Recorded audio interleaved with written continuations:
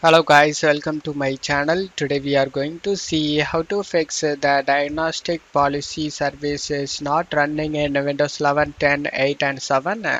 Let's fix it guys. Method 1, go to search menu and type cmd. Right click on the command prompt and select run as administrator and select yes.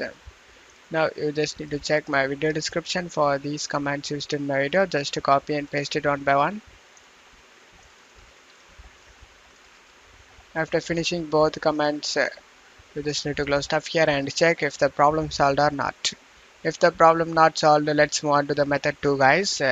Method 2, you just need to go to search menu and type services. Click on open it. In services, you just need to find Diagnostic Policy Service. Just double click on it. Startup type set to automatic and select apply. Select stop the service. Select start the service. Select OK. And now you just need to close stuff here and go ahead and restart a PC. After restarting your PC, you can check if the problem solved or not.